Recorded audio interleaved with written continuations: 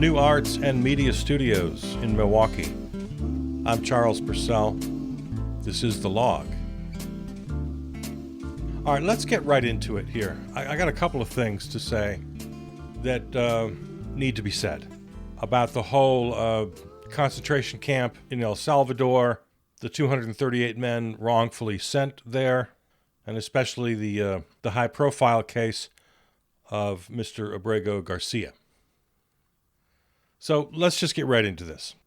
I'll get to some other headlines if we have time. I don't know. I'll definitely give you a list of our events and boycotts coming up before the half hour is over. But first, I've just been burning to say a few things that I'm not hearing enough in the media. First of all, CICOT, this big mega prison in El Salvador. El Salvador run by a self-proclaimed dictator who just had a very friendly visit in the Oval Office with our dictator. This thing is not a prison. It's a concentration camp. The people inside of this place are not convicted criminals. There's no due process in El Salvador. He just tosses people into this gulag at will for whatever reason he dreams up or no reason at all. Packed in like sardines. I hope you've seen the photos. I can't look at them. I have to turn away. I have to force myself to look at these pictures. They sleep on cement floors, if they sleep at all. Sometimes there's not even room to lie down on the cement floor. They're packed in so tightly. It's a goddamn torture chamber. They keep bright lights on 24/7. Inadequate food, inadequate health care, if any at all. Disease runs rampant. People die on the regular. This is an absolute horror. And your president has sent hundreds. It was that first 238, and then it was another 17, and then it was another 10. I'm not sure how many are there now. This is the facility that he asked Bukele, his dictator buddy. We all heard it on television, live. He asked his buddy to build 5 more of them. He'll fill them up with people he sweeps off the streets without charges, without due process, and now he's hoping to include U.S. citizens. Doesn't hide it, says it right out loud, right to the reporters who ask the questions. Looks right into the camera. Oh, yeah, we're looking into that. So, no, it's not a prison. Don't call it a prison. Every time you hear somebody call it a prison, put concentration camp in your head. The Holocaust Encyclopedia makes this distinction. Quote, "What distinguishes a concentration camp from a prison is that it functions outside of a judicial system. The prisoners are not indicted or convicted of any crime by judicial process." That is precisely what is happening here. So in the infamous flights, over a month ago now, 238 men the American regime told us were Venezuelans. We don't know. We don't know anything about them, except the handful who families and immigration lawyers are fighting for. Only a handful. The rest of them, most of them, we have no idea who they are. Flown to this concentration camp in defiance of a federal court order. And just this week, the judge in that case, Judge James Boasberg, U.S. District Court, District of Columbia, has ruled from his bench. Yeah, there's still laws in this country, believe it or not. Yep, there are still laws. He ruled from his federal bench that there is probable cause to find the Trump administration in criminal contempt of court for violating his order to immediately pause any deportations under the Alien Enemies Act. That's that old, couple hundred-year-old law that the Orange Menace dusted off, and he's using to try to justify this. So we've been saying here for a while now that it's damn well time for contempt charges in this case and in the Abrego Garcia case. And here we are. If you haven't read the story, Judge Boasberg gave the federal government until April 23rd to respond to try to, what they call, purge their contempt. In other words, defend themselves. Prove they did not violate his court order. So he's giving them their day in court, which is more than they give the men and women they're sweeping off the streets of America. So in this ruling from the bench, if the government does not take the opportunity to purge their contempt, then he's ordering that they must provide the name of the persons or people who chose not to halt the deportations. In other words, who made these decisions? Who knew about this order that he gave, and when did they know it? Who defied the order? And when he gets those names, he will refer them for prosecution. They will be charged with contempt.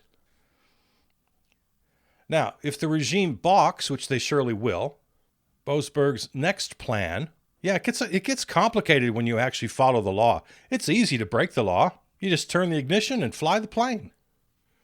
So anyway, the regime I can't imagine them following any of these directives. So when they do ignore yet another order from the court, Judge Boasberg will allow plaintiffs to submit questions for depositions. It's kind of what Judge Zinnes is doing right now in the Garcia case, if you're following that. Conducting depositions, allowing for document submissions, all to give the regime yet another chance to justify their defiance of court orders. We lay people have been screaming for contempt charges now for a week. Well, a week in the Garcia case, nearly a month in the flights to CICOT case. And especially regarding Garcia, since the Supreme Court backed up the federal judge. No charges of contempt yet, but here, for the first time, a promise from one of the judges. There will be charges of contempt. This is your last chance. An order of criminal contempt is a crime. It can carry a fine or a prison sentence. Let's see. I had that in my notes from last week. Here it is. Federal courts may impose a fine of $1,000 or imprisonment for not more than 6 months for criminal contempt. Kristi Noem is head of Homeland Security. There's a good place to start. Tom Homan, mushmouth border czar, another possibility. Stephen Miller, certainly. This has got Stephen Miller written all over it. This is a Stephen Miller production. You know Miller, right? One of the Orange Menace's top advisors, has been from the very beginning. He's the guy behind the Muslim travel ban, all the very worst policies you can think of, especially regarding immigration, anything that smells of white supremacy and xenophobia. This whole thing, it's all Stephen Miller. The Orange Menace is way too stupid to come up with these plans. He likes them. So, Judge Boasberg on the case. He's given the government till April 23rd. What's the date today? This is released on the 17th, so that's another week. And in the Abrego Garcia case, it's longer than that. It's 2 weeks. So, I don't know. God bless these judges, but man, let's get this done. So a couple things about the Abrego Garcia case that, again, I don't think you're hearing. First of all, Pam Bondi, Attorney General, and the aforementioned Stephen Miller, who spoke to the press in the Oval Office. He's starting to bring in, the Orange Menace is starting to bring in the whole gang for these awful, that was a Freudian slip. I was going to say Oval Office, and it came out awful. All right. I'm going to start calling it the Awful Office. So, they both had a chance to speak. When questions were too hard for the Orange Menace, who's an idiot, he's now decided to turn the question over to one of his mobsters in the room. Anyway, Bondi and Miller are just lying about Abrego Garcia. They keep talking about this 2019 court case that found Garcia to be a member of MS-13, a notorious gang. When asked for evidence a couple days later, Pam Bondi said, "Oh yeah, we'll show you the transcripts. Be happy to share that with you." Well, those transcripts are not public. Not all court transcripts are for public view. This is one of them. So in order to keep her promise, which she never for a minute was going to do, they'd have to make those transcripts public. And that'll be her excuse for not sharing it. Because if she did share the transcript, it would show, according to all the reporting and the summaries that I've been able to find, because I've been looking for it too, everything I've been able to find is that this immigration judge granted Garcia what they call withholding of removal because he had credible concerns, and there was testimony consistent with the fact that he was not involved with any gang, including MS-13. In fact, just the opposite. It found evidence that he was indeed being threatened and harassed by gangs, and this is why they gave him this protective status in America. Zero evidence of any crimes, of any gang membership, of any wrongdoing whatsoever. Brought here by his parents for fear of his life. He was only 16 years old. And now in the 13 or 14 years that he's been in America, always showing up at his regular appointed meetings with immigration, because he's not a citizen, but he's here on protective status, so he has to check in, which he always did. No crimes, ever. No evidence of a crime, ever. No charges, ever. He's on protected status. In the 13 or 14 years he's been here, he married a U.S. citizen. They had one child together. He helps to raise 3 other children that she had from a previous marriage. Works full-time in a union job. Pays his taxes. This is Kilmar Abrego Garcia. So he's now the poster boy for this issue. But here's something that needs to be said that's not being said. It's not only poster boys who have rights. By all measure, by all accounts, he seems to be a heck of a guy you'd love to have as a neighbor. But even if he wasn't, he'd still have civil rights. All persons in the United States have civil rights. All persons. The Constitution doesn't say you have to prove your citizenship before you have rights. No. If you're standing on American soil, you have rights. The most craven, guilty murderer has rights to due process. Everyone. Documented immigrants, undocumented immigrants, students, foreign students, the incarcerated, convicted felons, you, me, everybody has First Amendment rights and rights of due process. They have rights against cruel and unusual punishment. But mostly, and at the center of all this, is due process. The Supreme Court of the United States said exactly this when they upheld Judge Boasberg's decisions. Every one of the 238 plus 17 plus 10 plus how many more sent to the concentration camp were denied due process. So 2 things are true at the same time. As is always the case, many things can be true at the same time. Abrego Garcia appears by all accounts to be a model immigrant, a good family man, a good person, a taxpayer, and so it's easier to make this a cause célèbre. Something that's maybe not quite as easy, though, we have to take the exact same attitude about all of the 238 plus 17 plus 10 victims of public abduction, kidnapping, and sent in the dark of night to a Salvadoran concentration camp. Every one of them should be returned. Every one of them. You'll remember from that 60 Minutes report and the report from Time magazine, the horrible photos, the horrible videos, and the fact that out of those original 238, only 12 were found, an even dozen, that were charged with any sort of violent crimes. Another dozen or so had minor infractions, things like shoplifting or trespassing. And the rest, a full 75%, were found to have 0 charges. no criminal charges of any kind. And the American public was provided with zero evidence of any such crimes. Only the lies of Pam Bondi, Stephen Miller, and their crime boss, the Orange Menace. The man is running a terrorist organization. ICE is a secret police force conducting ethnic cleansing. This is not an administration. This is a regime.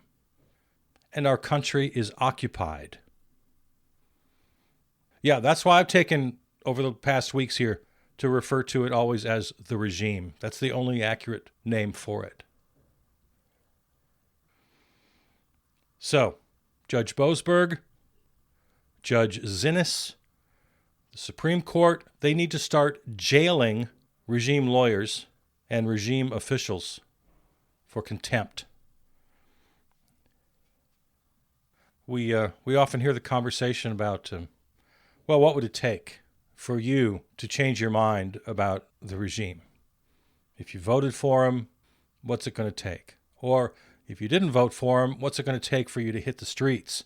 What's it going to take for you to really do something? What's your red line? Have they crossed a red line for you? Well, they crossed a red line for me long, long ago. Has he finally crossed yours? Concentration camps? The complete and utter defiance of federal court orders and even the Supreme Court? Every American with a conscience, I believe, has to make this their thing right now. Pro-democracy resistance. Loud defiance of the regime. I mean, come on, men and women of previous generations have devoted their lives, many lost their lives, to save the nation. Each one of us today has the moral duty to serve this cause, each as they are able. We've tried to put the focus on this program on what we can do. Not just on the news, not just on trying to convince you how bad things are, and especially not just sort of almost taking pleasure in wringing our hands and clutching our pearls about how terrible everything is. A lot of media really just loves to bury themselves in all of that. We've tried to focus on what we can do. So if you're out there on the streets, I thank you. If you're participating in the boycotts, if you're writing letters to your representatives, if you're conducting any sort of disruptive activism, whatever you're doing, that's great. I thank you. But we also have to be honest. As I said on Monday, the regime is working with a pace and an energy that we are not matching up till now. We're often reminded in these stories that the federal courts, even the Supreme Court, well, they don't have an army. They can't enforce their rulings. I've heard in recent news reporting that they can request the help of local law enforcement. They could call the local D.C. sheriff and have him go arrest Stephen Miller. Okay, I don't know. Normally, the U.S. Marshals would enforce court orders, something like a perjury charge.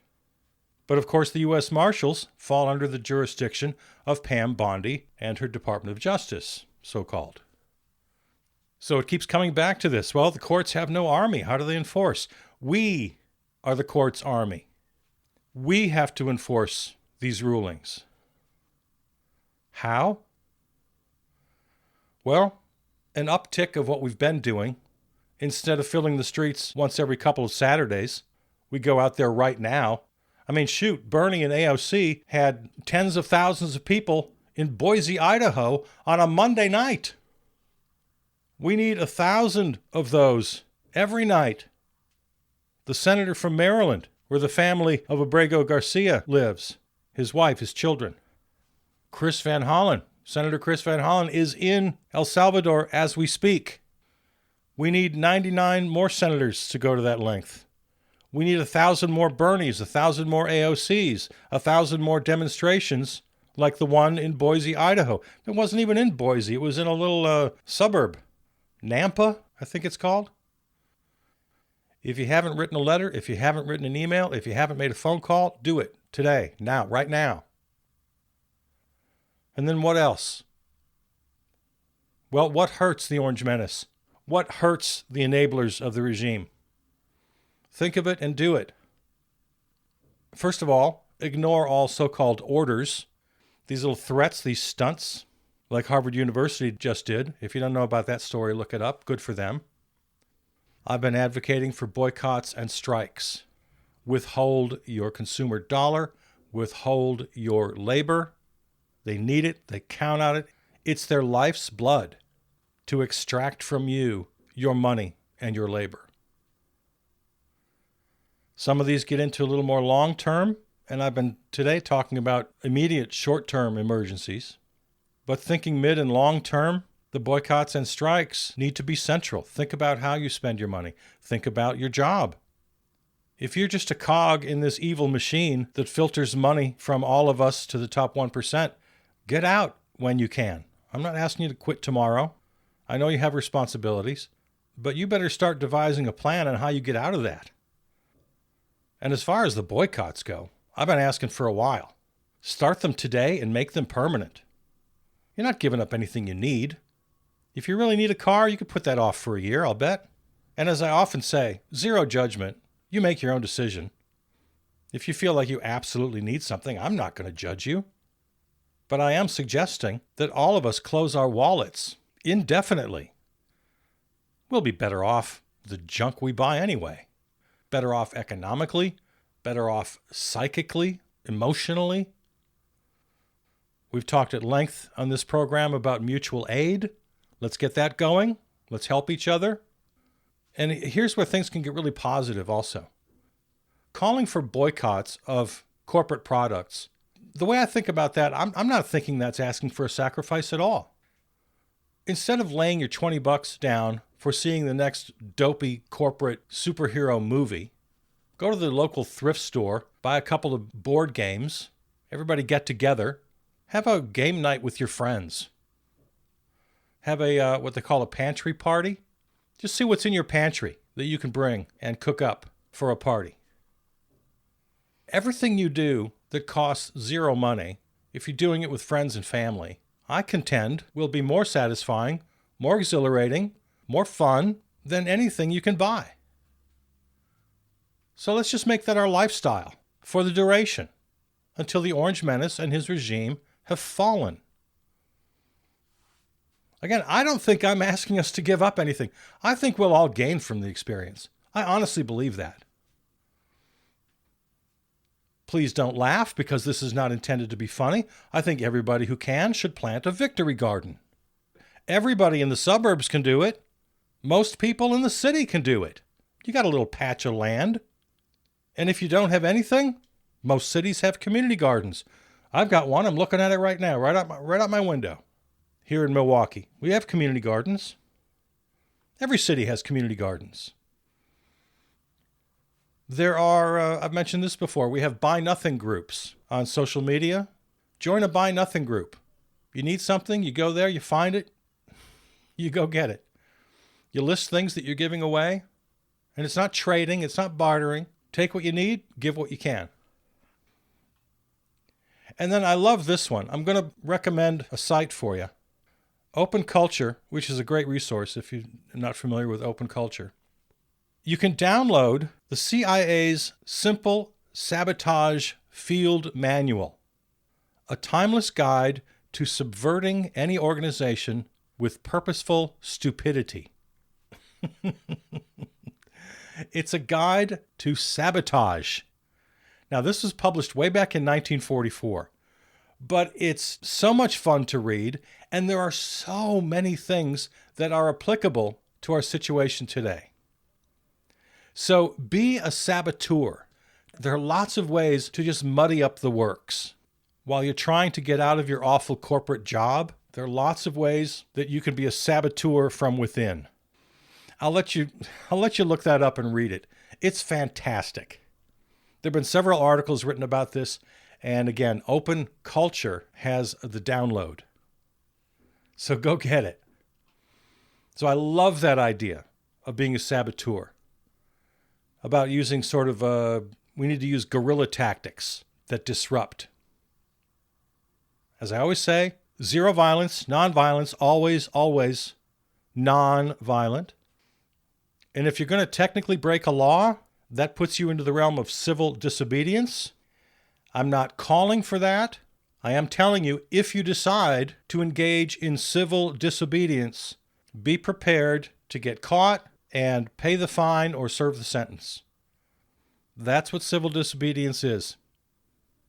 So I'm not telling you to do it, but I am telling you that if you decide to do it, accepting the punishment is part of the deal. So go in with your eyes wide open. But above all, we've crossed the red line. Certainly they have for me. Everybody draws their own red line. They decide where it is. If they haven't crossed it for you, I don't know what else to tell you. So, I'm going to give you some actions, some events, boycotts. But first, I want to close this little section with a quote from Alexei Navalny, the late, great Russian dissident. By the way, there's another great word you can start using. Proudly proclaim yourself an American dissident. Here's the quote from Alexei Navalny. Don't be afraid of anything. This is our country, and it's the only one we have.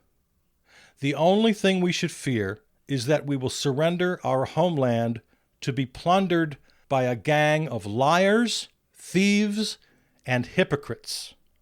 That we will surrender without a fight, voluntarily, our own future and the future of our children.